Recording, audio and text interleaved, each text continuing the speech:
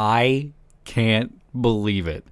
I cannot believe that I am living in a timeline where a new Sonic game has come out, and not only is everyone happy about it, but it's received nothing but praise from everywhere. And best of all, it's warranted. Shadow Generations is amazing. Last week we took a look at Sonic Generations, a game that I consider to be one of the best in the franchise. It's not my favorite Sonic game, but there were a few things holding it back from me from saying it was my favorite. But the main thing being, it just kind of felt like an anniversary title, and that was about it. Nothing wrong with that, but everything else about the game just didn't feel that impactful because the story was so non-existent and uninteresting. And it just felt like a way to get you from location to location.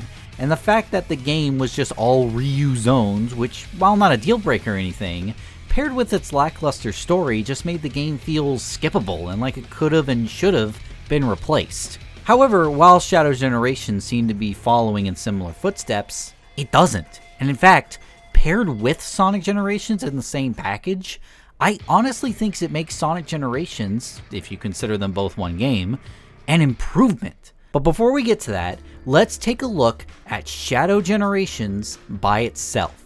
Shadow has been experiencing recurring nightmares about his time on the Ark with Maria, and senses the return of the Black Arms, an alien race that were responsible for creating Shadow. Shadow journeys to the Ark to investigate and runs into Black Doom, who tells Shadow that the promised time has arrived. However, taking place at the same time as Eggman's time anomaly in Sonic Generations, Black Doom realizes that this actually speeds up the process, bringing back the Black Arms in full, and must get Shadow to full power, as it's revealed as Shadow gets more powerful, so does Black Doom and the Black Arms. But this is not the highlight of this story, because the real story for this game is because of the temporal anomaly. Both Maria and Gerald Robotnik are brought from the Ark before it was overrun by Gun, and this brings out the huge step in animation quality. You see, Sonic cutscenes haven't really been that great. They would always range from getting the job done to cutscenes. You see, the Sonic characters, while being great design-wise, have to be more carefully animated in order to look good. And as these games kept getting more and more rushed and expectations for cutscenes in video games kept getting higher and higher, these characters just looked like play dolls after a while. However, we started to see some glimpse of some great animated cutscenes in Sonic Frontiers. I still stand by the fact that we were seeing some great animation out of that game from Kronos and even some of Ares. However, as the game kept getting more and more rushed, with Sonic Team infamously having to literally beg and plead for an extra year of development on the whole game, the cutscenes kept getting worse as the game went on, and they just stopped animating them after a while and just did animated voice lines, and they animated Final Horizon in like 5 minutes, I swear. Here though, every cutscene is animated super well. You can really see the emotions in Shadow's face in every cutscene, and makes the heartbreaking moments sting a lot more. And I would dread to think what this game would look like if it had Frontiers' animation quality. This is even further emphasized by a cutscene where Sonic and Shadow actually cross paths in Sonic Generations, and Sonic is looking the best he's ever looked. And while we're on that note, by the way, I've already seen some people make fun of this cutscene online because it not only references SA2 and Sonic Heroes, "It'll be a date to die for" line. And come on guys, really? This was such a fun exchange. I'm sorry, but if this genuinely ruins the story for you in a game called Sonic Shadow Generations, you must be really great at social gatherings. Bro, I went to this funeral service last night and everybody was all like, "Gosh, dude. Remember when he would say, 'Hello everybody, Nitpicker here, complaining about issues great and small for your entertainment'?" Stop with the fucking fan service! Ian Flynn is in our heads! Anyway, but no, look, here's a great example about the animation. When Shadow meets Gerald and Maria for the first time, look at him. He's so shaken up, he doesn't know how to react. It really makes you feel for him, and I love that. I love the implication that Shadow is actually quite nervous being around Gerald because Gerald wanted him to destroy the world. And don't even get me started on this game's presentation. While Shadow's using the same model he's had for a while, they gave him some more textures and some small improvements. But it's the humans that show the most improvement.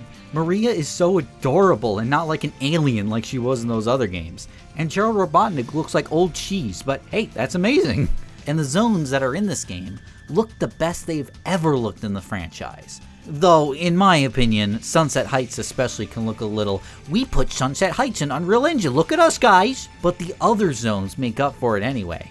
Kingdom Valley is a great looking zone, and I really like the castle aesthetic, which wasn't very present in the original Sonic 06. It kind of just felt like a valley rather than a kingdom. Space Colony Arc is for sure the best looking zone in the game, and Chaos Island looks like it was ripped straight out of Sonic Frontiers, and all of these zones contrasting with the gorgeous sunset of Rail Canyon from Sonic Heroes. If you notice, by the way, this game does include stages from Sonic games past generations, which is kind of freaky, but I think they did that more out of obligation. If they only did up to generations, they would have had to double down on other games, and I'm sure Sega didn't want to include another Sonic 06 stage that they've already included enough already. So they had to bring in Sunset Heights from Sonic Forces and Chaos Island from Sonic Frontiers, which doesn't make sense because he was never there, but I think it would have been cool if, instead of Chaos Island at least, we could have gotten stages based off of spin-offs like they were going to do in base gens with the storybook games. So to maybe fill in some more stages, why not bring in some stages from Sonic Rivals or Sonic Battle? Even I think that would have been cool, or heck, just bring over those stages from the storybook games that they were going to bring over. I know it would have made no sense because Shadow didn't go there, but it makes more sense than Chaos Island. But I don't mind this, as I'm actually glad they made Sunset Heights an actually good stage. And Chaos Island is a fantastic level, and showed that maybe Sega could have put more natural platforming into Sonic Frontiers' open zone. And I'm very happy about the variety of stages as well. As I said in base gens, I feel like the variety just wasn't there, as there were 4 city stages basically in a row. Less stages overall than Sonic Generations, but the levels are quite a bit longer. Levels in Sonic Generations are usually around 2 to 3 minutes, while levels in Shadow Generations are around 4 to 6 minutes. Though I have seen some ridiculous times running down even smaller. I just wish there were a better reward to push you to get times like that, because despite the levels being better, the ranking system still kinda sucks. As long as you don't die in these stages, you can basically get an S rank without even flinching, which is such a shame when compared to the adventure games and even Sonic Unleashed. I'd say it's a little bit harder than base gens simply because you have to not die in order to get them, and the stages are quite a bit harder than gens, but still, the ranking systems are super lame. But let's talk about the actual levels themselves, and boy, are they great. These are some, if not the best boost stages we have had, which is so strange coming from Sonic Frontiers, a game where the cyberspace stages weren't great. Some of the later levels, I think, getting close to the quality of Sonic Unleashed's daytime stages, which I always saw as the best boost levels. But a main component of why these stages are so amazing are Shadow's extra abilities. Not only does he have Chaos Spear to quickly open switches or stun enemies with shields, adding an extra layer to your reflexes, and this becomes even more so where you can lock onto multiple targets at once, and they pressure you with it a lot, especially in Radical Highway. Spoiler! Doom Blast is by far the coolest power-up, as you can launch enemies straight into the air and kick them and teleport either when they hit the ground or press the B button to teleport at them at any point, making some insane shortcuts, and plus, it just looks awesome. Doom Surf is pretty basic, as, well, you surf at any point when you hit the water, which makes for some cool challenges in Kingdom Valley. And the final one we're going to be talking about for now, Doom Morph, which is a very, you either love it or you hate it, because if you don't know how to use it, it is very hard to wrap your head around it. I got by with it, and I think I'm starting to get a little bit better at it, but I really wish they taught you how to use it better. There's a platforming section in the open zone that tries to help you, but no matter what, it's just hard to wrap my head around it. For the people that do know how to use it, I envy you, as I see amazing potential with it, but oh, and yeah, there is an open zone, though don't get too excited. I really like the open zone formula in Sonic Frontiers, and I was really stoked to hear that Shadow Generations was going to have one, but it is not at all as packed as Frontiers' open zone was. It feels much more like a hub world than Sonic Frontiers has felt, where Frontiers felt like an open zone first with the cyberspace stages just as a mean to progress. It's the opposite here, with where the stages are the main focus of the game and the open zone is just a way for you to get to them. All good, of course, and honestly something like this would have been cool to see in the original generations, as the game before it, Sonic Unleashed, had hub worlds, but hey, we got this, and it's all good. The one thing that's not good is, despite the open zone not really being a factor into the overall game, there are these little machine parts, and they are scattered all over the place and are so hard to find. Even though the zone isn't that big, you start getting into the 1 digits, it's like finding a needle in a haystack. And the rewards you get, I have no idea how to feel about it. You go do it, and you tell me what you think down in the comments. I'm not going to tell you about it so I don't spoil you. I'm not talking about it so your reaction will be as genuine, whatever it was is for me. Anyway, back to the actual stages themselves. Like with base gens, you have a 3D act and a 2D act. And the 2D acts are actually some of the best 2D sections ever in the boost formula. 2D sections in modern Sonic games range from pretty good to mid, but I think they get a bad rap. I think my favorite thing about them is the spectacle they use when switching from 3D to 2D.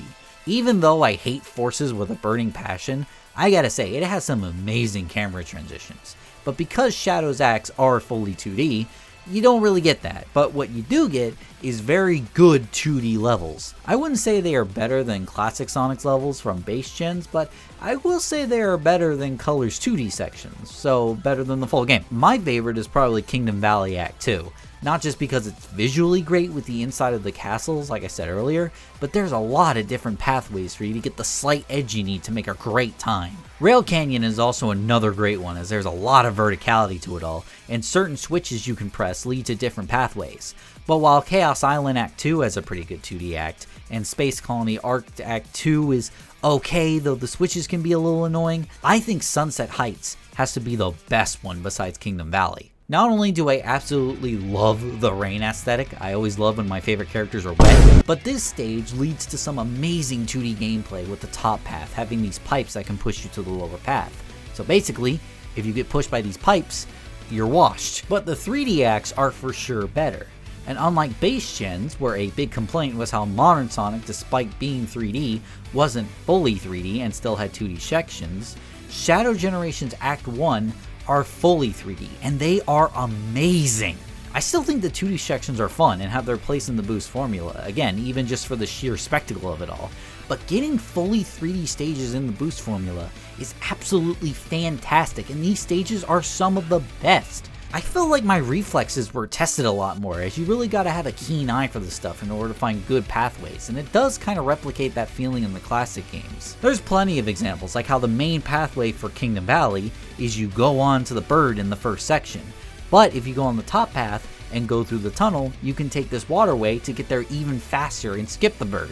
Also, by the way, Shadow must have time traveled in the middle of the fall because Soliana is in the middle of a massive bird migration. Chaos Island is another good one. 2 great pathways, but they require being good at the Doom squid thing. I already forgot its name. But now, just like in Generations Base, you have bosses after each era. But in order to fight the bosses, you need boss keys. And just like Gens, you get the keys by doing missions. And while I thought it was weird that you didn't need to do 2 missions in base gens, you do have to do 2 missions in base Shadow, which is weird. They kinda did what I asked, but I said that because it was 2 different characters. The thing about it though is that these missions are 100% not as good as base gens. They're more so kinda tutorial missions to help you with the game, and absolutely none of them are memorable at all. Not bad, I guess, just kinda meh. But the bosses, these bosses are great. The Bio Lizard starts as a direct copy of SA2, then mutates and gets these arm things, and then you finally just go wham on his core. Metal Overlord had pretty great spectacle and a cool 2D section, but Mephiles' boss fight was definitely one of the coolest ones, with my only con being, I'm not the biggest fan of his voice. I think it's starting to grow on me a little bit, but Dan Green was like 90% of the reason why I like the character, and I am just not vibing with this one yet. Although, I swear he sounds like Kalmar from Ninjago. I will then restore myself in the timeline. Saved by my meddling father. But the boss fight is really cool as you actually mop the floor with him, and it's awesome. But even cooler, Mephiles is characterized as him desperately fighting Shadow to be restored to the timeline, saying one of the hardest lines I think I've ever heard in a Sonic game. No! Good day! This is an awesome story for a boss. This is portrayed further in how you get to him. Mephiles isn't out in the open like every other boss in the game. He's actually underground in this weird cave with this music that gives this very creepy, ominous vibe.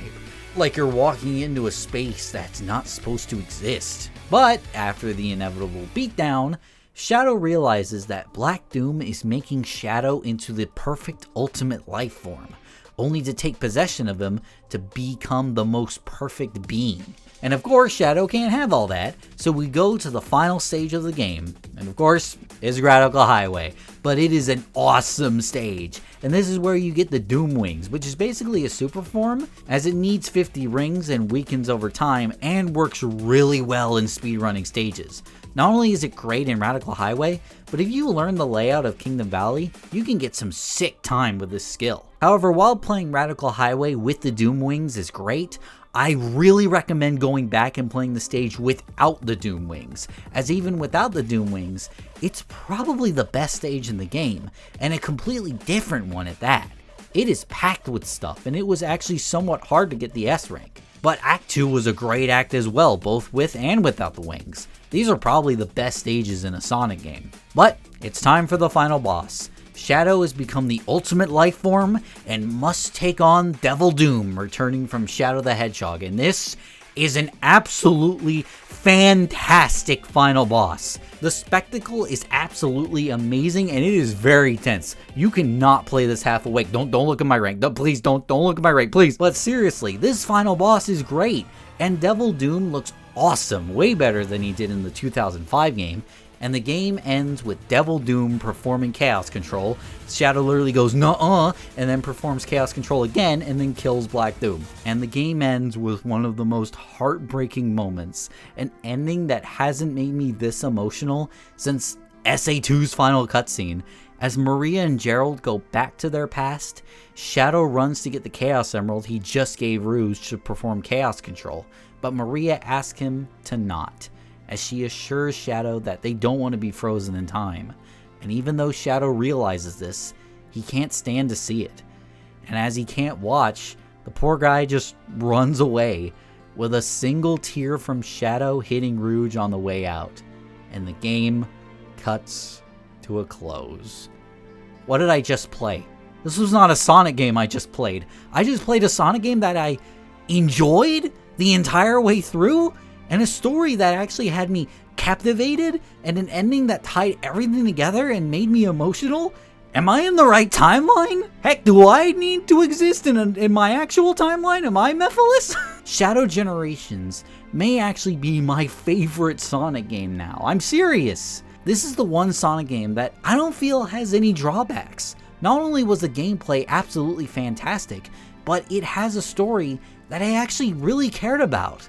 And honestly, if you treat this game as a full package with Sonic Generations, I think Shadow Generations actually makes Sonic Generations better. My main problem with that game was its lackluster story, and it not really doing anything for the series as a whole. But Shadow Generations does give me that story that I wanted from Generations. So honestly, Sonic X Shadow Generations as one full package, if you treat it like that, is 100% the best Sonic game. No questions asked, in my opinion anyway. You can go nuh-uh all you want because it's technically two separate games, but I don't care. This is my favorite Sonic game. Please, please buy it. Buy it. Buy Sonic X Shadow Generations. It's an amazing package with a great remaster of an excellent game, with Shadow Generations an even better Sonic game. Now Sega, don't you dare mess up Frontiers 2, you hear me? This and Sonic Frontiers show how much potential you have here. Don't mess it up!